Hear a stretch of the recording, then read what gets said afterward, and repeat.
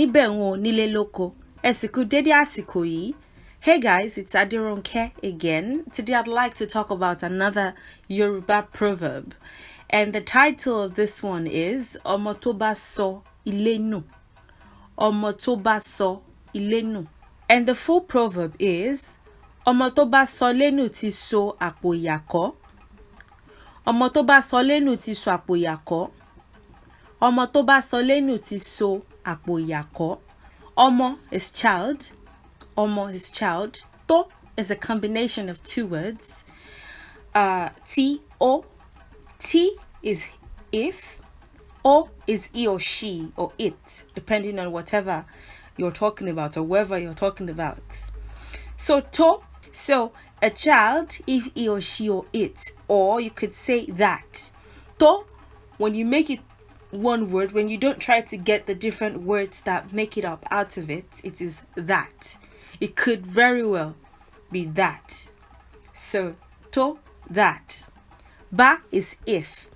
To ba is if. T and ba work together to mean if. T and ba work together to mean if. And then if you want to say if Ronke, for example, you would say Ti Ronke ba. You put whatever it is that you're doing the probability thing with in the middle. So Ti o ba. If he or she or it, so is throw. So is throw. Ile is house. It's house, but it's much more than just a physical house or a physical home. Ile, it's one's family, one's ancestry, one's lineage, one's foundation. It could be as well. So, nu is sort of like away, aside, away, aside type of thing. T is has. In certain cases, it could be have, depending on whatever English grammar you're using in your translation or transliteration. T is as. So is tie. So is tie. Akbo is bag. It could be sack. Sack as a normal sack. Akbo is sack. It could be bag. In modern times, it could be bag. Back then, it would be like a sack-like bag. So, sack or bag, whatever, it works. Iya is suffering. Not to be confused with Iya. Iya is mother. If you've seen my video on the 4 words that we have for mothers in Yoruba language, you may have come across Iya. But this is Iya. Dodo. That's the tone mark. Iya. So, it's different. Ko is like hang. It's like hang. That's what it connotes. Ko, hang. So what let's make sense out of this. What does this mean? The transliteration is the child that throws house away has tied the bag of suffering to hang. I always try to transliterate, even if it doesn't make perfect sense in English. Don't judge the language by English standards. This is just me trying to tell you what it would look like when you combine all the word for word transliterations together. So this is just the transliteration. I'll tell you what the translation is. The child that if he or she throws away the house or throws house away has tied the bag of suffering to hang. The translation would be something like this.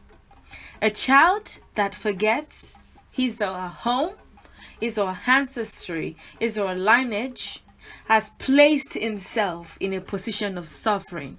A child that forgets his or her ancestry has placed himself or has placed herself, whatever, I didn't include herself in the slide, has placed himself or herself in a position of suffering. So before I continue, I have attached 2 slides of comedy of some sort that I wrote.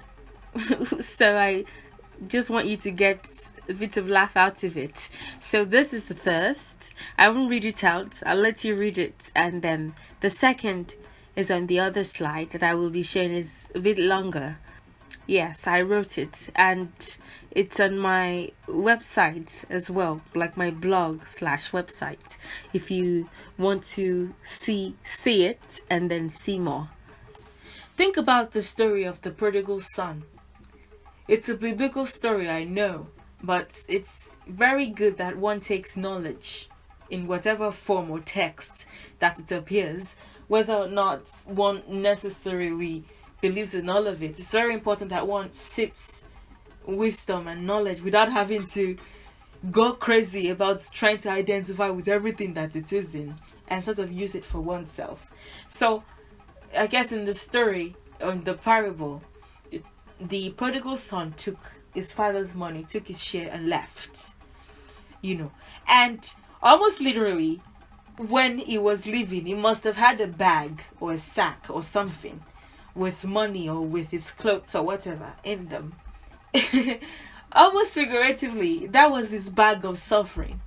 Almost literally, that was like his bag of suffering, because when he spent all of the money that he took with him, he began to really, really suffer, and he began to beg and eat the food of pigs and all that, until he realized, nah, this doesn't even make sense, bro. I am definitely much bigger than this mess. I'm going back to find my ancestry. I'm going back to find my father. I'm going back to find the essence of who I am. And I'm not saying all that there was to the man was, it was the son of a rich man and he had this and that. I'm not saying that is the totality. Of course, it was a much bigger soul that existed in whatever realm as whatever before choosing to come as that. But he chose that for a reason. And so even though he strayed away from it for a while, he had to at some point remember it.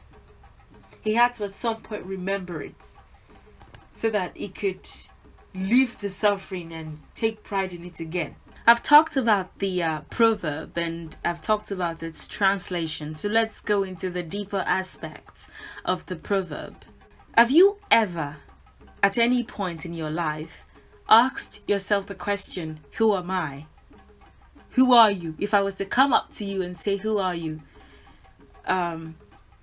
What would your answer be? Now, there are two aspects of sort of answering that question. There's the spiritual you that recognizes that before it chose to come to earth, perhaps to learn a lesson or perhaps when you were in whatever heaven, whatever sphere that you were on. Sometimes when we think of heaven, we think of a place where so many people are, and it's this place that you think of it as just one place.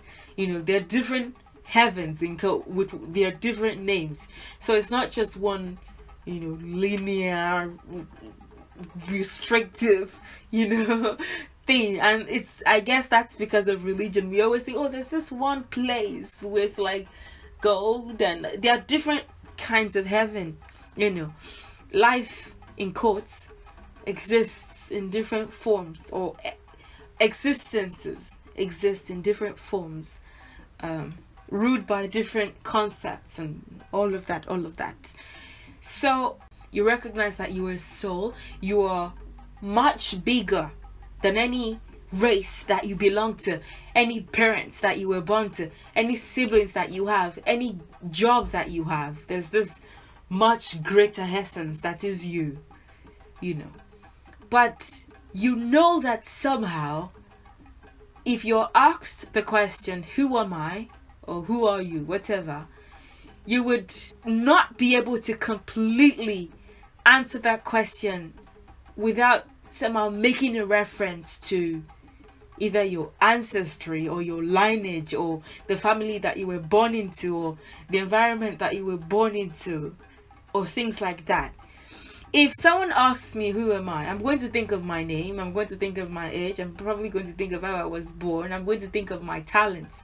I'm going to think of my childhood. I'm going to think of everything that I find exciting and everything that I find painful.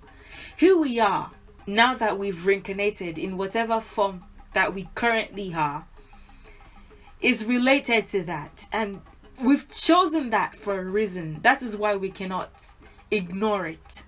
You know, when you were in heaven and you said, oh, okay, fine. When I was in heaven and I said, and I probably said, because I don't remember, and I probably said, because I'm pretty sure that I've reincarnated before. It's not my first time on earth.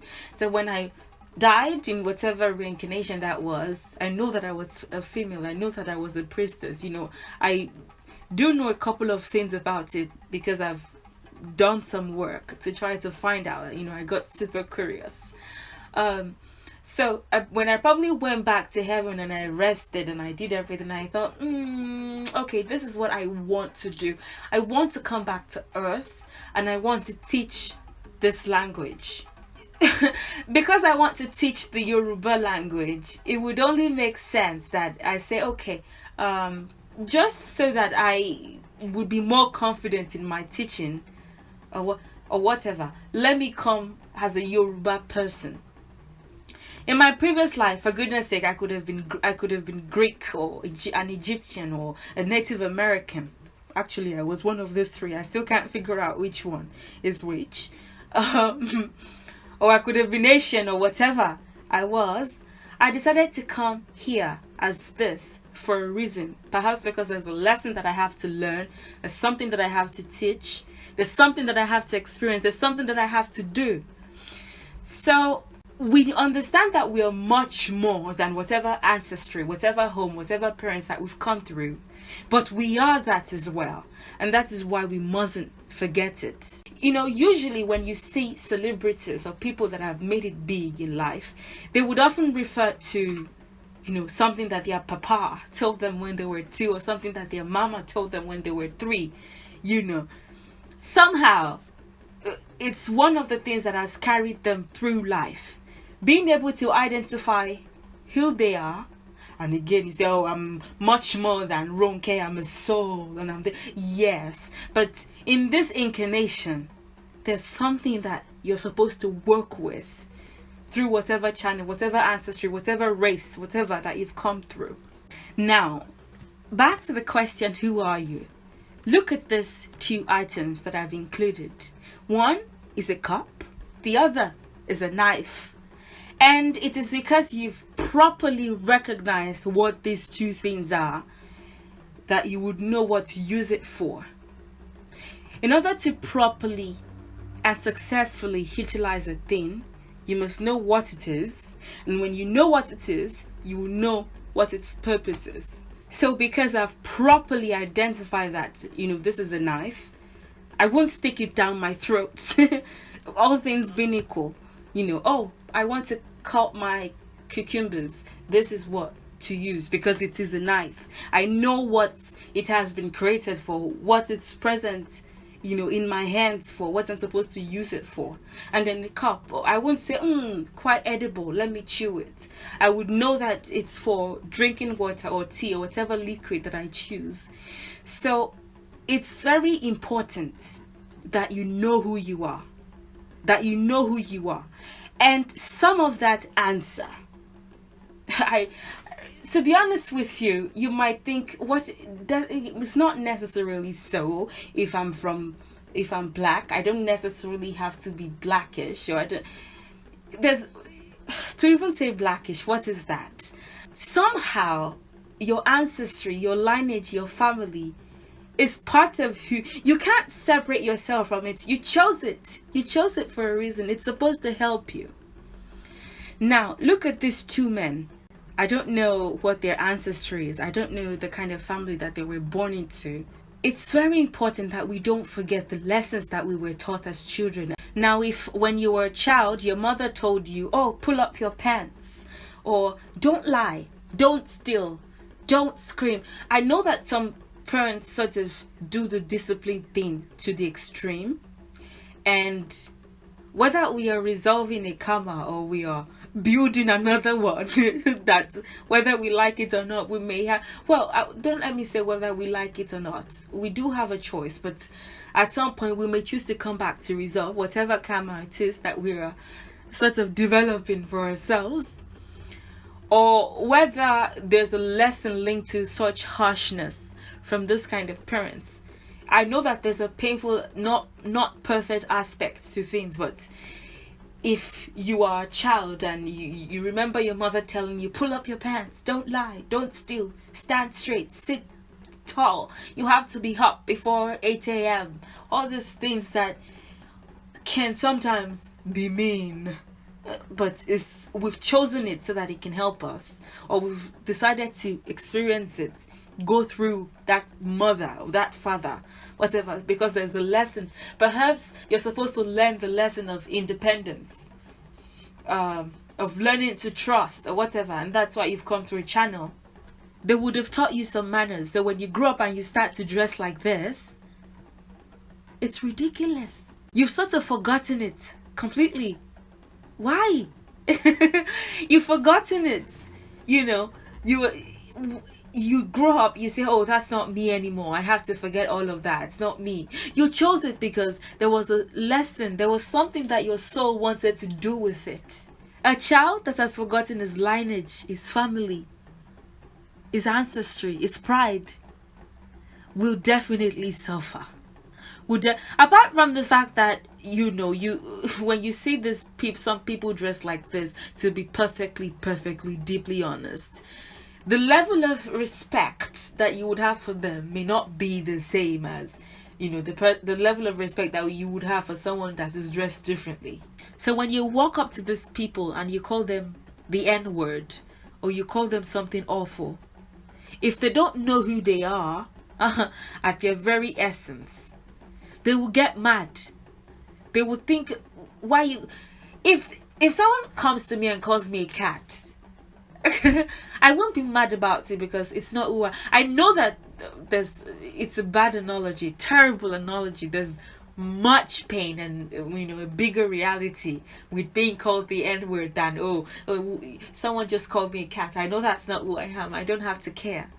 But when you really know, it supersedes the level of ignorance that the person is showing by calling you that nasty name. It's not you. You would try so hard. I think that is why it's so much harder, you know, for Africans to be mad at being called the Africans that sort of grew up in Africa type thing is what I'm saying, or, you know, came to from Africa more recently.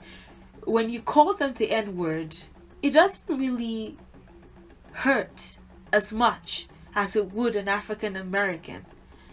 Because, I mean, of course, when you come here to the Americas, with whatever Americas you are in, you are supposed to sort of be mad about it, you know, even if it really doesn't hurt, and, you know, it would, it may hurt, but, you know, deep down, as an African from Africa, you know, you don't really care that much, you know. You have to be mad, and you do get mad because there's a much bigger sense to being called that, but somehow you're not so mad. You're not as mad about it as an African American would be. So when you're sort of closer to the essence of who you are, the essence of the color of that skin or whatever, it wouldn't hurt as much, because you know that you're much greater than that ignorance that the person is displaying. If someone calls you the N-word, even as an African American, and you're like, what? it's funny because the person doesn't really know you. It's not funny in reality, but somehow their ignorance is sort of, it's funny.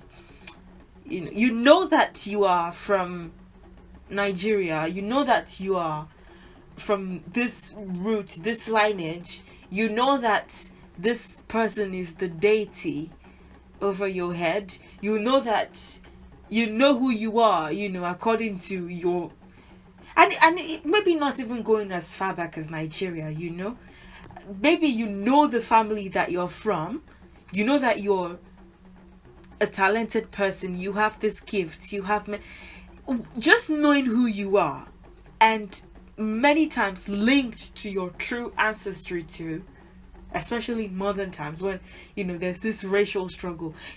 Knowing the very essence of that race or that identity, it doesn't hurt so much. It doesn't hurt so much.